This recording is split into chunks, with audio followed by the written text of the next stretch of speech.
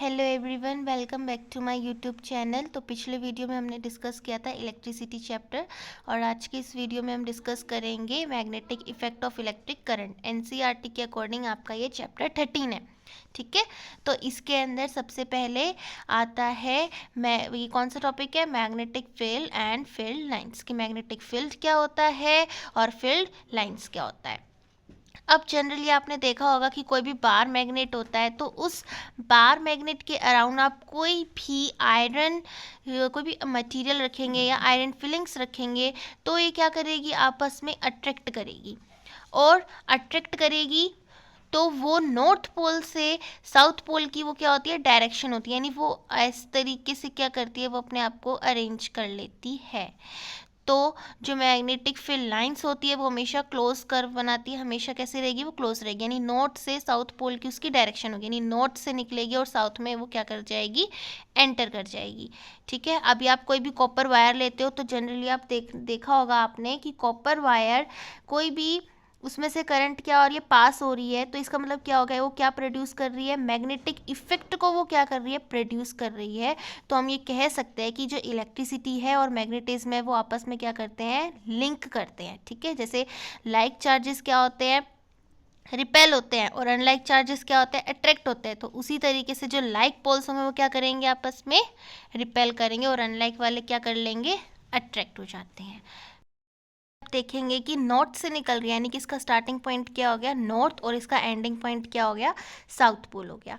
तो ये जो एंडिंग पॉइंट है उसको क्या बोलेंगे, साउथ पोल, और जो इसका स्टार्टिंग पॉइंट है उसे क्या बोलेंगे, हम नॉर्थ पोल बोलते हैं। ठीक है, अब बात ये आती है, दूसरी बात ये आती है इसकी कि जो मैग्नेटिक फील्ड है वो कैसी क्वांटिटी होती है, वेक्टर क्वांटिटी होती है। और वेक्टर क्वांटिटी वो क्वांटिटी होती है जिसके पास दोनों डायरेक्शन और मैग्नीट्यूड दोनों ही होता है। यानी कि डायरेक्शन और मैग्नीट्यूड क्या रहेंगे, दोनों रहेंगे।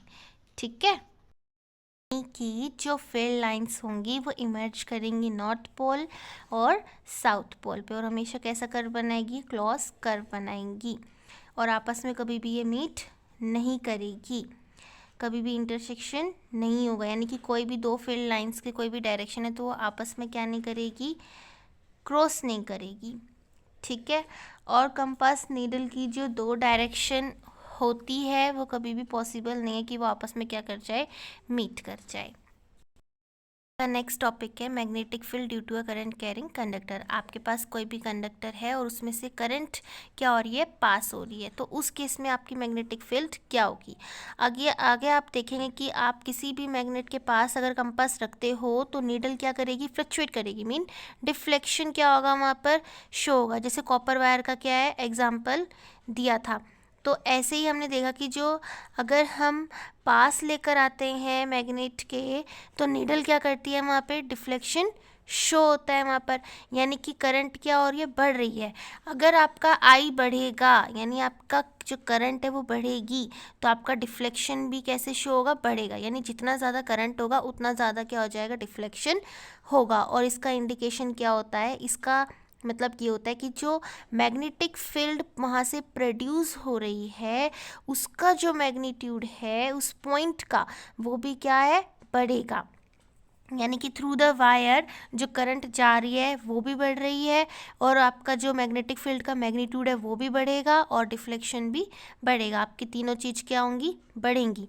फिर उसके बाद आता है कि डिफ्लेक्शन जो होगा नीडल का, यानी कंपास के अंदर नीडल है तो वो जो डिफ्लेक्शन शो कर रही है वो कॉपर वायर की तरफ मूव करेगी, कॉपर वायर की तरफ मूव करेगी, लेकिन current through the wire remains the same. अब वो उस तरफ तो मूव कर रही है लेकिन जो करंट जा रही है उस वायर में से क्या वो सेम है। तो अब आप देखेंगे कि कंडक्टर देखा कि जैसे जैसे हम पास लेके आते हैं तो करंट भी बढ़ेगा और डिफ्लेक्शन भी क्या होगा, वहाँ पर शो हो जाएगा। और जैसे जैसे आप क्या करेंगे, उसको दूर लेकर जाएंगे तो आप क्या देखेंगे कि डिफ्लेक्शन जो होगा नीडल में वो भी क्या हो रहा है, कम हो रहा है।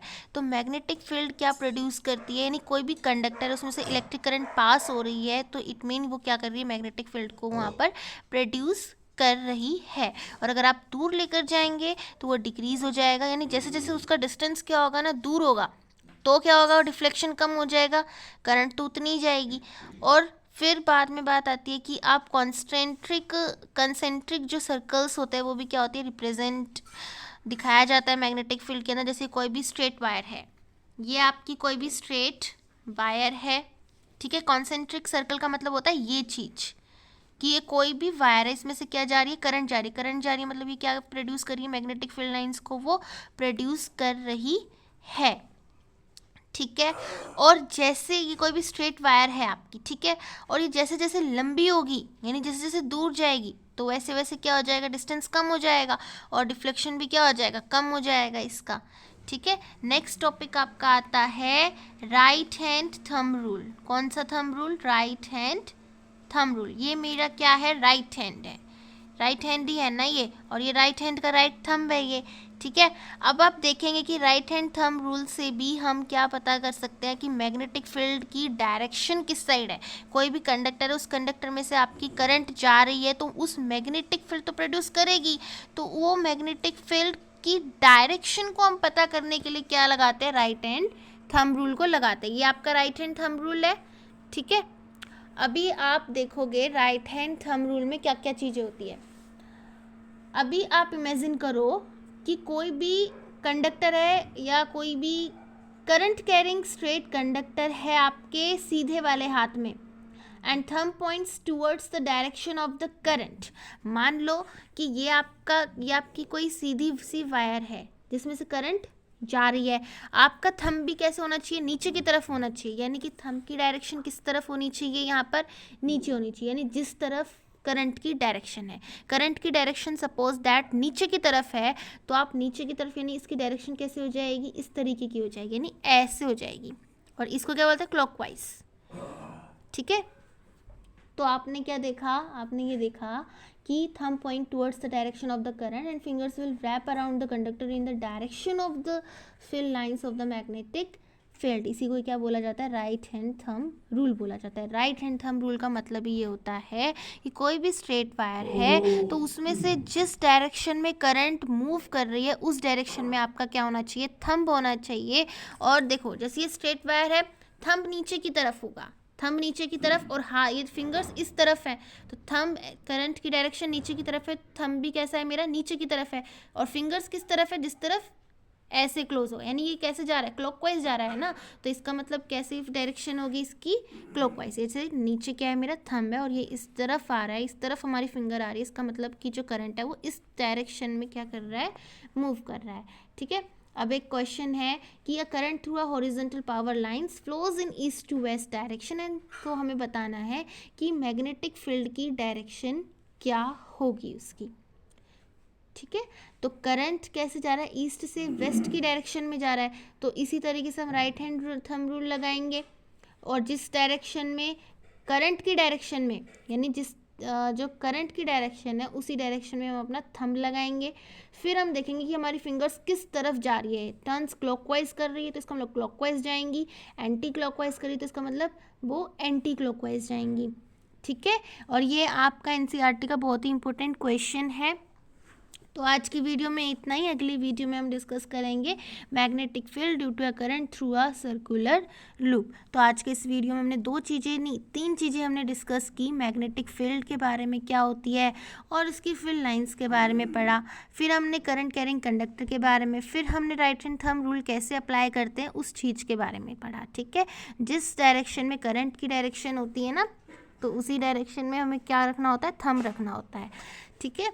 तो अंटिल अगले वाले नेक्स्ट वीडियो में हम पढ़ेंगे किसके बारे में, magnetic field due to a current through a circular loop के बारे में, ठीक है। तब तक के लिए मेरे इस चैनल को लाइक, शेयर और सब्सक्राइब कीजिए। तब तक के लिए आपका बहुत बहुत शुक्रिया, and thank you for watching my video.